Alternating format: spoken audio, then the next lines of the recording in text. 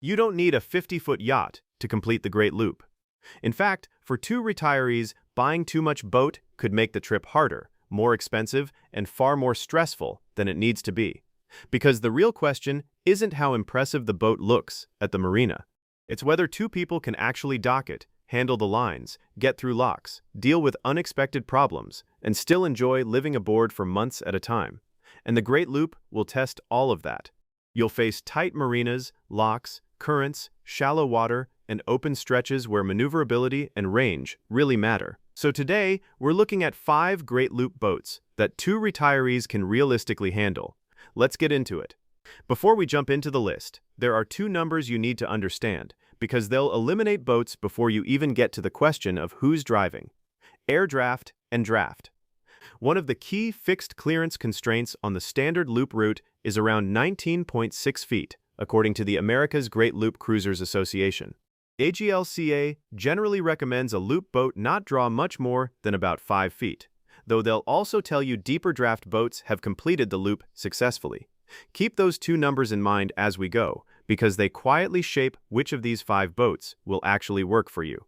Number 5. Ranger Tug R29. We're starting small, and there's a reason for that. The Ranger Tug R29 is a compact cruiser generally built around a single diesel engine, and it's designed from the ground up to be handled by 2 people, or honestly, by 1 person, if the other is below deck making coffee. The helm sits up high, with good visibility in most directions, and the boat's modest length and beam mean docking doesn't require the kind of choreography a bigger trawler demands. Depending on the model year, you'll find factory or optional bow and stern thruster setups, which, for a couple in their 60s or 70s, can be the difference between a stressful docking approach and a completely uneventful one. Draft tends to be relatively shallow on boats like this, which is a real advantage on parts of the loop where the water gets skinny. And here's something worth knowing. Ranger tugs aren't a theoretical choice for this trip. AGLCA's own completion statistics have listed Ranger Tug among the most common makes actually finishing the loop. And it's not just numbers on a page. AGLCA documented Doug Ratford and Pat McMahon completing the loop in a Ranger Tug 29S in May 2025, with another couple finishing their own loop in an R29 later that same year. People have already proven it works, including couples who've completed the loop in this exact model. Inside, you're looking at a genuinely small footprint, a galley that's efficient rather than expansive, an enclosed head, and sleeping arrangements that usually involve a V-berth forward and sometimes a convertible dinette or a small aft cabin, depending on the configuration. The cockpit is functional, but storage is where this boat asks for compromise. Tools, spare parts, provisions, foul weather gear, the stuff 2 people accumulate over months of living aboard. It all has to fight for space. Here's the catch with going small. Less boat to handle also means less boat to live in. Ask yourself honestly, not how you'd feel spending a weekend aboard, but how you'd feel spending 8 weeks aboard with your spouse, in October rain, tied up somewhere you can't leave for 3 days. Some couples thrive in that closeness. Others find it wears on them by week 4. The R29's real advantage isn't luxury, it's manageability. Less boat to dock, less boat to clean, less boat to insure, less boat to maintain, and, for some model years, the option to trailer it between seasons instead of paying for storage and haul-outs. But there's a price for that smaller footprint, and it's paid in elbow room. Number 4. Mainship 34. If the Ranger Tug is the compact option, the Mainship 34 is the practical veteran. A boat that's been around long enough that there's a real track record and inexpensive enough on the used market that it shows up constantly in looper conversations. The Mainship 34 is a trawler-style cruiser, generally set up with a manageable single or twin-engine configuration depending on the year, decent visibility from the helm, and an interior that trades some of the Ranger Tug's cockpit-forward design for genuine living space. You'll typically find a separate stateroom, an enclosed head, a real galley, and a salon that actually functions as a living room rather than just a pass-through. For a couple planning to spend months aboard, that difference matters more than it sounds like it would on paper. Recent Great Loop completion statistics back this up. Mainship has repeatedly landed at or near the top of AGLCA's published numbers, including 32 Mainships completing the loop in 2023 alone. This is a boat that has already done the job, over and over, for people just like the couple watching this video. But here's where I need to slow down, because this section matters more than the others. A lot of the Mainship 34s on the market are decades old now, and an inexpensive older trawler can become an extremely expensive older trawler if it's been neglected. This is where the model matters, but the individual boat matters more really comes into play. Before you fall in love with a good-looking listing photo, think about what you're actually inspecting. The engines and how they've been maintained, the condition of the fuel tanks, the electrical system, the plumbing, the generator if it has one, the air conditioning, the hull below the waterline, the decks, and the electronics. None of that shows up in a dockside walkthrough. It shows up in a survey, and it shows up after 3 months of ownership when something finally fails. Cheap to buy doesn't mean cheap to own. The Mainship 34 can absolutely be a smart, proven great loop boat for 2 retirees. But buying the cheapest one you find because the price looks good is exactly how people end up spending their retirement savings on a transmission instead of a trip. If you're finding this useful, go ahead and hit like, subscribe to Boat Hunter, and turn on notifications so you don't miss the next one. We don't just look at boats that look good tied up at the dock. We look at the boats that actually make sense once you have to live with them, dock them, and fix them yourselves. All right, let's keep going. Number 3, Grand Banks 36. And this brings us to the classic choice, the boat that's been doing this longer than any other name on this list, the Grand Banks 36. This is a classic trawler design with a long production history, which means used examples span a wide range of ages, engine configurations, and refit conditions. Generally, you're looking at a 2-cabin layout, a comfortable salon, a functional galley, both a lower helm and a flybridge, and a hull shape that's been proven over decades of coastal and inland cruising. Fuel economy and cruising speed vary depending on the specific engine and year, so it's worth treating every individual boat as its own case, rather than assuming any 2 Grand Banks 36s perform identically. Grand Banks has also been consistently represented in Great Loop completions. AGLCA's 2025 statistics list the make among the top performers, with 13 reported completions that year. There's a reason this boat keeps showing up on the loop decades after so many of them were built. It works. But, and this is one of the strongest warnings in this entire video, there are a lot of Grand Banks 36s on the market right now, and they range from beautifully maintained to genuinely dangerous to own. A beautiful Grand Banks can be a wonderful retirement boat. A neglected Grand Banks can become a retirement nightmare, and the difference between those two outcomes often isn't visible from a set of listing photos. If you're seriously considering one of these, the inspection has to be thorough. Hull condition, deck condition, the state of the teak, fuel tanks, engines, the electrical system, plumbing, the generator, if equipped, any signs of moisture intrusion in the core, and the history of previous repairs or refits. Because the model was built over so many years, don't assume any 2 boats share the same engine or specifications. Always confirm what you're actually looking at, not what the badge implies.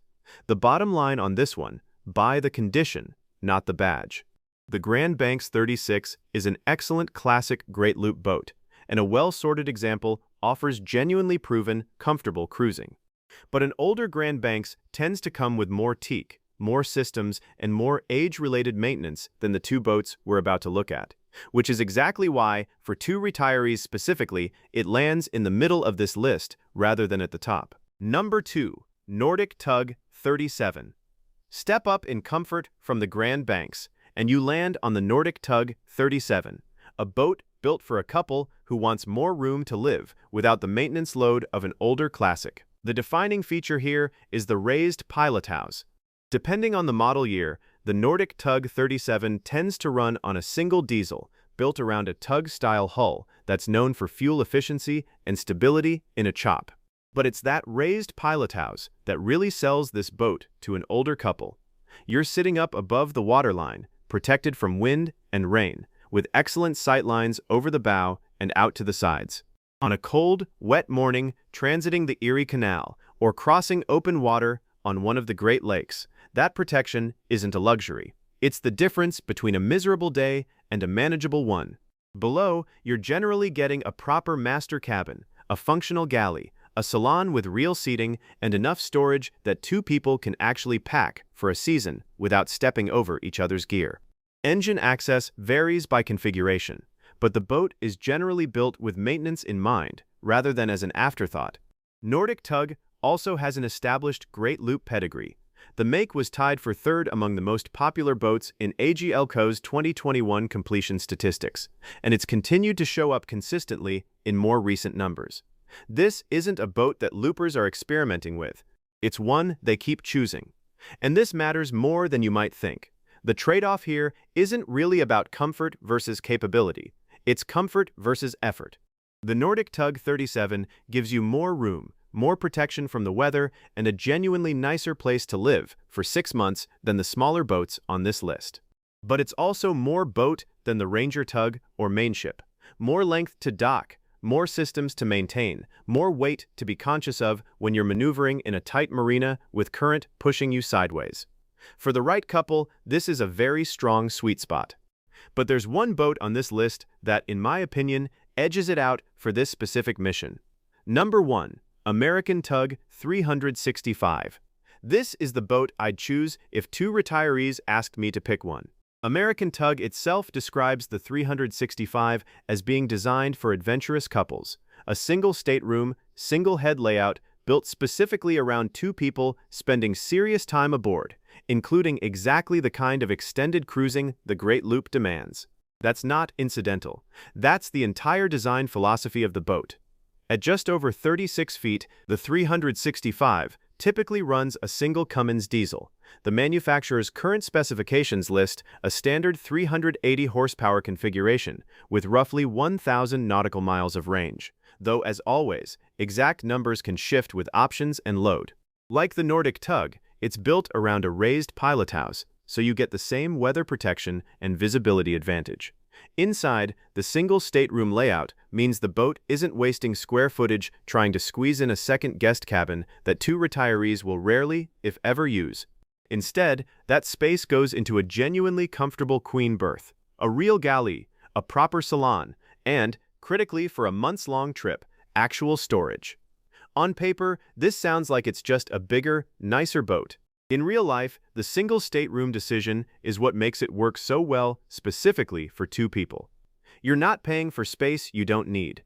You're paying for space you'll actually use every single day. Here's the trade-off, and it's a real one. The American Tug 365 costs more to buy, more to dock, and more to insure than anything else on this list. It has more systems than the Ranger Tug or Mainship, which means more things that can eventually need attention. And for a couple transitioning down from a much bigger boat, or up from something like the Ranger Tug, the size can be intimidating at first. More length to keep track of at the helm, more weight to manage when the wind picks up at the fuel dock. But for a couple who's serious about spending real time aboard, not just a summer, but potentially a full loop over a year or more, the extra size buys genuine livability without tipping into too much boat for 2 people. The advantage here isn't luxury. It's that the boat was actually designed around exactly what you're trying to do.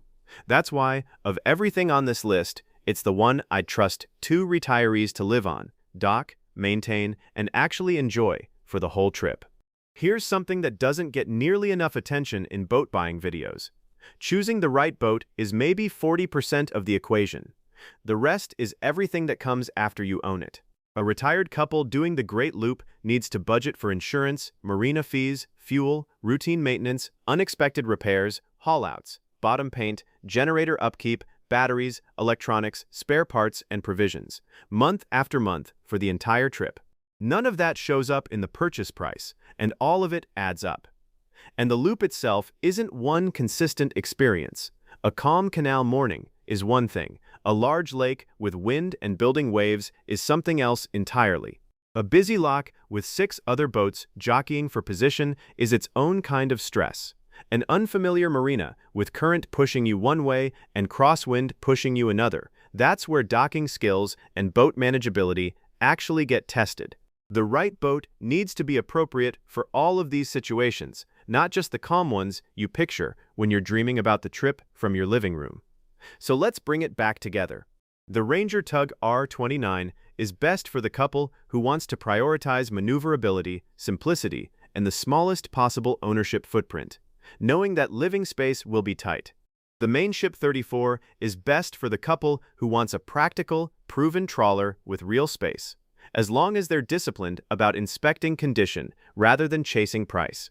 The Grand Banks 36 is the classic choice, best for someone who appreciates a proven, decades-tested trawler design and is willing to put in the work to inspect and maintain an older boat properly. The Nordic Tug 37 is best for the couple who wants tug-style efficiency and a comfortable, protected pilot house and who's ready to take on a bit more boat in exchange for real comfort. And the American Tug 365 is the one I'd pick overall. The best balance between manageable size and serious liveaboard comfort, built around exactly what two people need for extended cruising. But here's the thing, there is no perfect great loop boat. The right boat depends on your budget, your experience, your physical ability, and how much boat you actually want to maintain. So if you and your spouse were both 65 today and you had 1 year to complete the great loop, which one of these 5 would you trust to get you all the way around? Not the one you'd brag about at the marina, not the one that looks the most impressive in a listing. The one you could actually live on, maintain, dock, and handle together. Drop the boat name or number in the comments. I'd genuinely like to know. I'm Boat Hunter. If you enjoy practical boating advice, great loop cruising, and finding out which boats are actually worth your attention, subscribe and turn on notifications for more.